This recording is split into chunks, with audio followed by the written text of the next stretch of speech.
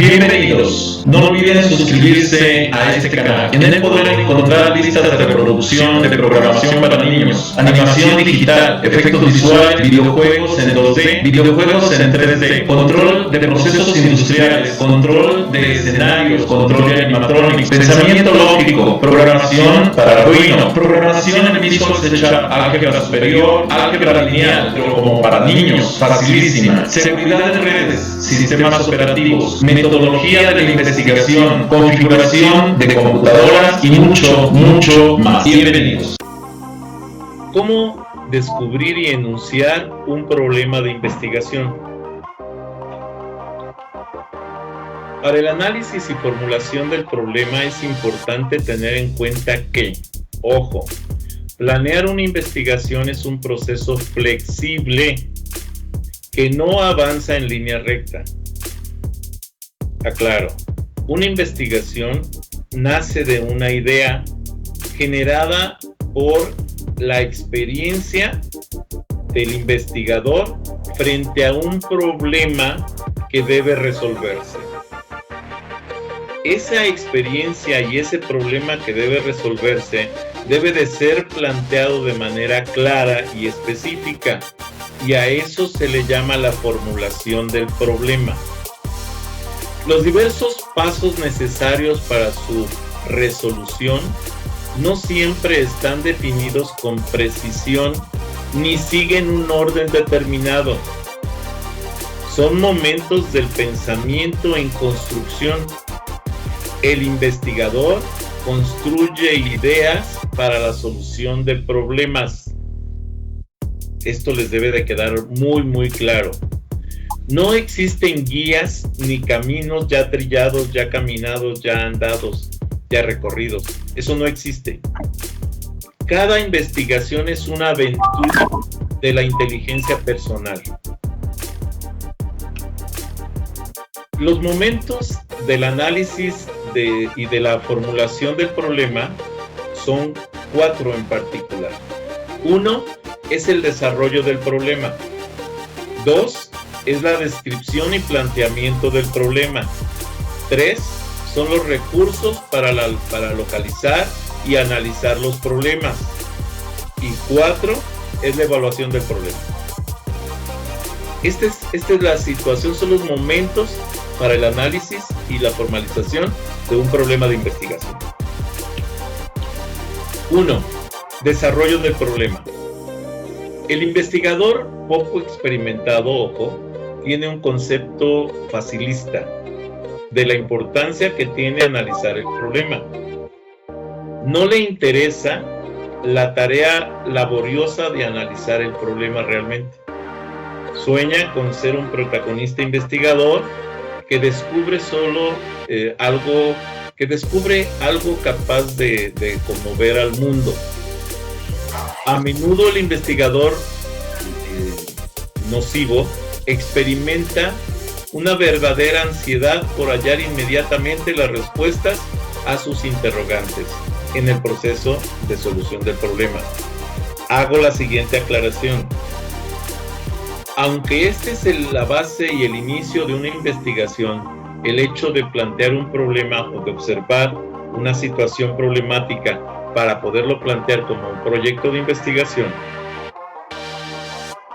las respuestas obvias a ese problema normalmente no son las respuestas correctas a ese problema. Esto les debe de quedar muy claro. El investigador, cuando empieza, ve y dice, tengo este problema y esta es la solución, y lo plantea y ya. No, esa no es la forma, porque necesitamos el análisis científico de todo ese proceso para llegar realmente a una solución científica. El desarrollo del problema, el investigador experto escucha con impaciencia a los que le aconsejan. De hecho, busca que todo mundo le comente sobre el tema que quiere investigar. Aquel que no quiere escuchar a las personas hablar sobre su tema, normalmente es un investigador iniciante, que no tiene experiencia y que no toma ideas de otros para resolver el problema y dice yo tengo la solución, se siente capaz de resolver todo. Debemos de dejar que entren ideas de otros para tratar de resolver el problema, y entonces yo como científico veo la manera de resolver realmente ese problema con alguna de esas ideas. El investigador experto entonces primero se plantea varias preguntas. 1. Enuncia el problema con claridad. Esa es una pregunta. Oye, yo estoy enunciando el problema con claridad, se lo platico a alguien y oye, ¿entendiste el problema? Y que te lo explique el otro, y si el otro no te lo explicó como tú querías, quiere decir que no lo estás enunciando correctamente. El siguiente, ¿sabes qué variables guardan relación con tu problema? O sea, si tú dices, es que es la variable A, B y C, y lo platicas a otro y dice, no, mira, yo creo que es la C, D y F, ya valió gorro. Quiere decir que hay que analizarlo desde otro punto de vista porque las variables no están claras.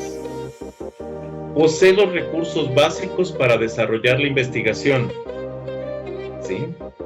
Tenemos que ver si existen los recursos para ese desarrollo, porque probablemente estamos planteando una investigación que a lo mejor se puede desarrollar en el futuro, pero ahorita no la podemos desarrollar.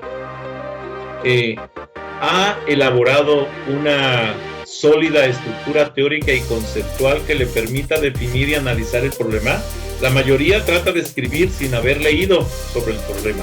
Entonces lo primero que hay que hacer es leer sobre el problema para poder escribir del mismo. Bueno, desarrollo del problema. Sin considerar estas preguntas con seriedad, tenemos un investigador inexperto lleno de datos e informes que no le sirven para nada. No puede crear con estos la solución al problema y surgirá de manera automática solo porque emplea una terminología elaborada, datos estadísticos y procedimientos de investigación. Las investigaciones eficaces no consisten en jugar con los instrumentos y técnicas científicas para obtener una cantidad de estadísticas y de datos sin sentido. No basta con limitarse a utilizar los instrumentos de laboratorio, por ejemplo. Si el investigador inexperto desconoce el problema que intenta resolver, no puede emplear de manera inteligente ni el laboratorio, ni la estadística, ni las notas. Los instrumentos no hacen al investigador ni a la investigación. El problema de la investigación debe ser planteado hasta los últimos detalles. Porque, ojo, un detalle que no tomemos en cuenta puede cambiar el resultado de una investigación totalmente. La tarea de llevar a cabo el plan, hacer observaciones y acumular datos, constituye en gran medida un proceso mecánico que demanda más perseverancia que profundidad. Y las investigaciones científicas deben de buscar la profundidad en la solución del problema y no el acúmulo de datos con respecto al mismo. El análisis del problema, es decir, la identificación de las variables que intervienen y de las relaciones existentes entre ellas, pueden requerir más tiempo que cualquier otro aspecto del estudio y de la investigación. Hay que tener muchísimo cuidado con eso, por favor, compañeros, porque el hecho de que nosotros planteemos un tema de investigación no quiere decir que el tema realmente conforma un problema de investigación. Les pido por favor que analicen muy bien los protocolos y que veamos todos estos conceptos aplicados a los protocolos. El desarrollo del problema, identificación, vamos a decir, es un paso importante. Muchos investigadores inexpertos se aferran a cualquier detalle y lo llaman problema, cuando realmente es un detalle del problema de la investigación, o sea, es un pedacito del problema. ¿Cómo se localizan los problemas? Es una pregunta que debemos hacer. ¿Qué condiciones los originan? John Dewey respondió estas preguntas al sugerir que los problemas aparecen cuando se encuentran dificultades. Y por eso hace rato les comentaba que la observación de algo que está ocurriendo y que lo vemos como problema, que sabemos que está provocando un conflicto, una dificultad, eso puede ser origen de un problema de investigación para ver la manera de solucionarlo. El sentimiento indefinido de que algo está mal o la sospecha de que cierta teoría no es adecuada, y voy a agregar una frase ahí más, la sospecha de que algo que se hace de la manera A se puede hacer de una manera B y que puede ser que B sea más eficiente que A, esto nos puede llevar al planteamiento de un problema de investigación. No constituye en realidad un problema, pero esas dudas indican un área en la que puede surgir uno. Seguimos con la identificación del problema. Los procedimientos inductivos y deductivos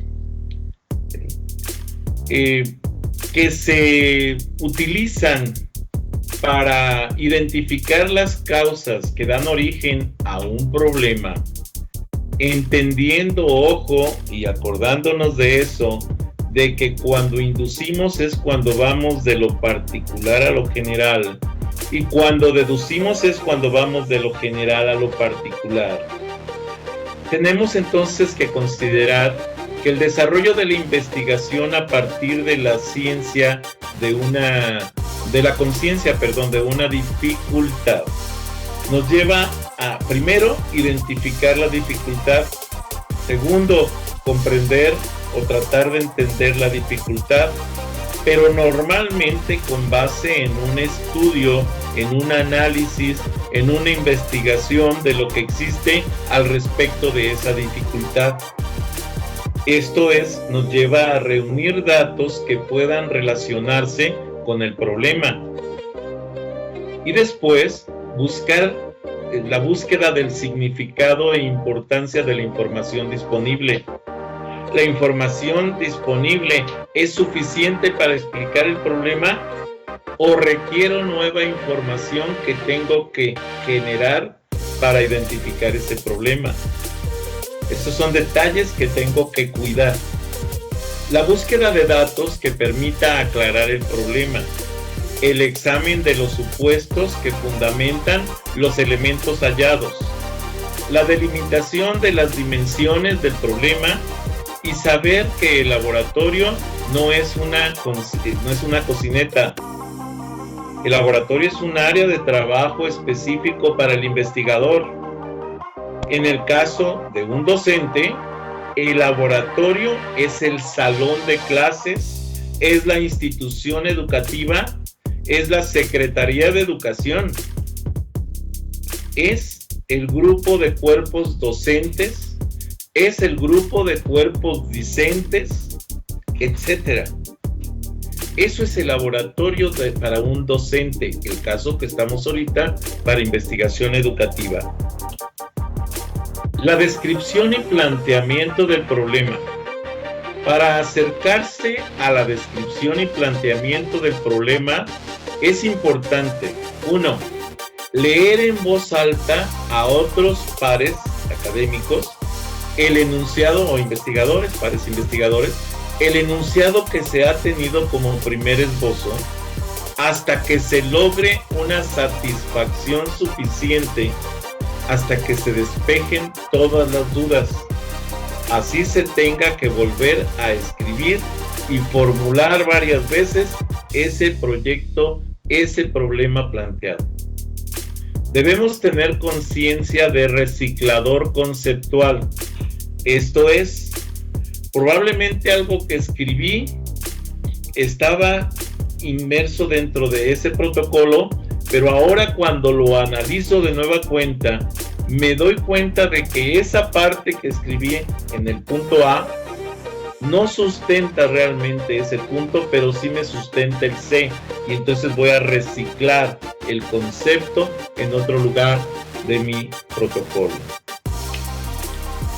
Momentos de la descripción y planteamiento del problema. No son pasos ni una guía, son momentos del pensamiento que surgen para precisar los linderos y alcances que esconde el enunciado del problema. Aquí se pone a prueba el rigor conceptual del investigador, se descubre su interés real y muestra qué tanto conocimiento riguroso y serio tiene sobre las disciplinas que le son necesarias para enfrentar la investigación. El momento de la descripción y análisis del problema.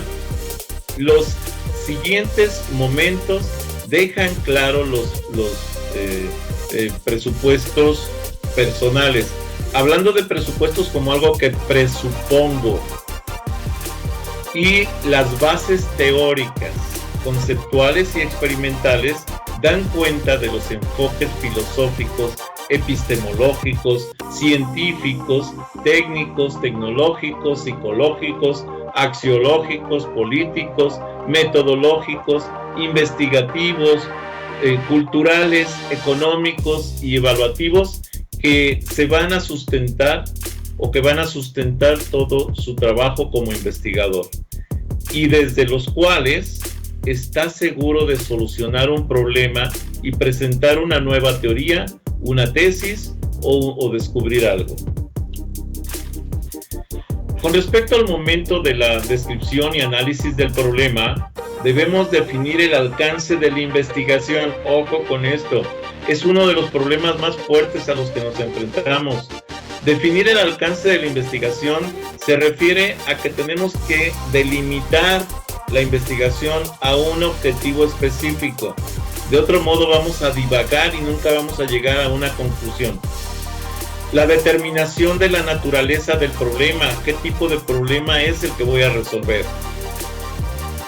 Hablando de investigación educativa, pues podemos estar hablando de un problema para la solución de lo que es evaluación, de lo que es un seguimiento académico, de lo que es el análisis del rezago educativo, de lo que corresponde a un análisis psicosocial del comportamiento de los estudiantes, de lo que corresponde, ojo, a un análisis psicosocial del comportamiento de los docentes que pueden estar, viviendo un factor de estrés que no les permita desarrollar el potencial como facilitador del proceso de enseñanza-aprendizaje. O sea, hay muchos detalles que se tienen que considerar. Y todos esos son puntos que pueden llevarse a investigación. La definición de los términos. Recursos para localizar y analizar los problemas. Precisemos que los problemas se originan a partir de la percepción de las dificultades, pero no se debe permanecer inactivo a la espera de que éstas se presenten sin más. Una mente superficial tiene escasas oportunidades de encontrar o reconocer dificultades, y si las encuentra son superficiales o gramaticales, o sea, de formas de expresión. Le falta una tilde, dice dónde es un acento, cosas así. Como recursos encontramos los siguientes. Recursos para localizar y analizar los problemas. Tenemos la inmersión en la literatura, o sea, buscar, leer, documentarnos sobre el problema planteado, el problema que queremos desarrollar. La exposición de los estímulos profesionales, el examen de las experiencias cotidianas, las anotaciones o apuntes que hagamos. Ojo, esto es fuente de observación. La adopción de un punto de vista crítico, socializar inquietudes. La evaluación del problema, como punto 4, como momento 4, cuando por primera vez se tiene conciencia de una situación problemática, debe evaluarse si es posible y conveniente realizar esa investigación, si es prudente, si es posible culminarla, si es útil y a quienes beneficia socialmente. Se deben hacer consideraciones personales y 2, consideraciones sociales.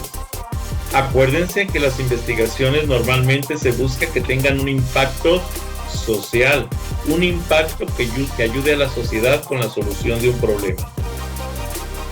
Las preguntas, por ejemplo, el problema es el problema, precisamente. ¿Cuál es el problema de la investigación? Esa es una pregunta que de pronto, aunque la tenemos en la mente, a veces no sabemos resolverla. Preguntas que pueden sugerir problemas de investigación en la educación superior, por ejemplo. Desde el docente, preguntas que puede hacerse el propio docente. Si yo sé la materia, ¿por qué se me dificulta enseñarla? Ahí hay un tema de investigación. ¿Cuáles son los procesos de enseñanza-aprendizaje que puedo utilizar? Porque yo domino el tema, vamos a decir, como docente. Y entonces, ¿por qué no puedo transmitir ese conocimiento a los demás? ¿O por qué se me dificulta hacerlo? El siguiente, otra pregunta que debe hacerse el docente. ¿Cómo puedo estar seguro de que el estudiante me entiende? Y aquí es más un proceso de evaluación en lo que son las habilidades y conocimientos del discente por el proceso que el docente llevó a cabo en el proceso de enseñanza-aprendizaje. 3. ¿Por qué siento que si mis acciones docentes son rutinarias? Más bien, ¿por qué siento que mis acciones docentes son rutinarias? Bien, si tú lo sientes, imagínate cómo lo va a sentir el estudiante. ¿Cómo se forma un docente universitario? La mayoría de los docentes universitarios no son directamente pedagogos. Normalmente tienen una carrera universitaria, probablemente un posgrado y después, a lo mejor, un posgrado en docencia. Y entonces es como normalmente se forman los docentes universitarios, incluso los de posgrado. ¿Sí? Entonces, ese tipo de preguntas las tenemos que hacer. ¿Cuál es la mejor manera de dictar una clase? ¿Sí? Voy a buscar formas en las cuales puedo llevar las clases. Hemos estado viendo varias actividades, varias formas, y sobre todo ahorita en este periodo de pandemia, en el que hemos aplicado técnicas distintas, que foros, que cuestionarios, que resúmenes, que reseñas críticas, análisis de videos, análisis de PDFs, análisis de presentaciones, etc. Bueno, son distintas formas para llevar las clases. ¿Cuál es el motivo académico y social? ¿Y qué me impulsa a ser docente? La mayoría de docentes nos impulsa en la necesidad, pero también a muchos nos impulsa el que nos gusta dar clase y entonces nos sentimos bien dando la clase y eso es un motivante adicional. ¿Cuál es mi relación con el conocimiento científico y particularmente del que hablo en clase? Entonces, son los detalles que tenemos que cuidar en esa relación que hay entre vamos a decir, mi área de expertise en el campo científico y cómo influye ella a los aspectos de mis clases. ¿Qué es lo que debo hacer que de hacerlo mejoraría la docencia universitaria? Muy bien. Ahora, con respecto al estudiante, si ahora no me pongo en el papel del docente, sino del estudiante, también hay algunas preguntas que vale la pena analizar. Ejemplo, ¿por qué razón se dice ahora que el estudiante no estudia, no lee, no investiga? ¿Realmente ocurre eso? Yo como estudiante sí leo, sí investigo, sí estudio. Y es una pregunta que hay que contestar. Otra pregunta, ¿sabemos cómo estudian nuestros estudiantes? ¿Yo como estudiante sé cómo estudio o ni siquiera me he puesto a analizar esa situación? O sea, ni siquiera sé si soy auditivo, kinestésico, visual. y yo como estudiante no lo sé y quiero que mis docentes lo sepan, dense cuenta en qué papel estamos. Tenemos que analizarnos como estudiantes. ¿Qué tipo de profesional tendríamos si tuviera todas las condiciones para hacerlo y todas las capacidades para lograrlo, pero no tiene un docente preparado? Realmente un discente dispuesto a aprender requiere al 100% que lo forme un docente. Acuérdense que existe algo que se llama autodidacta y por algo podemos trabajar esa palabrita para saber qué tipo de estudiantes somos. Otra pregunta es, ¿sabemos cómo aprenden las personas? Realmente ya me puse a analizar cuál es el proceso cognitivo que me permite asumir y penetrarme de un conocimiento en particular. ¿Realmente sé cómo se lleva ese proceso cognitivo? ¿Cuál es la diferencia entre pedagogía y educación? ¿Y cómo se refleja esto en la formación universitaria? Como discente, ya no como docente, ojo. Yo sé lo que es la pedagogía y lo que es la educación.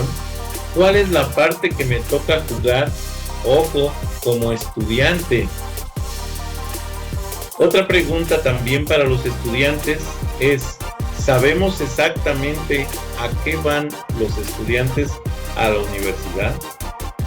Y además de saberlo, ¿realmente lo estamos cumpliendo? Esos son los detalles que hay que cuidar.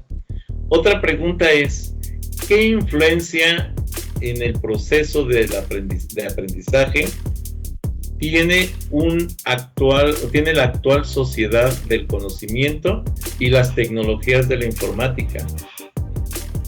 ¿El estudiante realmente busca la información en las tecnologías que existen en la nube para comprender el concepto real o solo para saber una respuesta sin entender el concepto como debe de ser?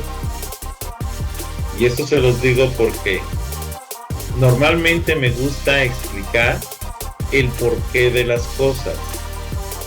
Y mis propios hijos, cuando yo trataba de explicarles algún detalle, por ejemplo, recuerdo muy bien, hay algo que me dejó así como que el trauma a mí como el papá y como docente, cuando quise explicar lo que es la trigonometría a mis hijos, vamos a decir en secundaria o en primaria, no me acuerdo, creo que en secundaria, de pronto yo traté de explicar lo que es el círculo unitario, los ángulos y demás, porque es el principio básico de la trigonometría para explicar lo que es el seno, el coseno, la tangente, etc. Y de pronto, papá, nada más quiero saber qué es el seno. O sea, ellos nada más querían saber la relación entre el cateto opuesto y la hipotenusa y lo demás no les interesaba. Y esto es porque realmente no nos interesa el concepto como tal, ese conocimiento científico. Lo que me interesa es saber la respuesta para solucionar un problema inmediato, aunque después no tenga ninguna relación y no entienda por qué salió eso.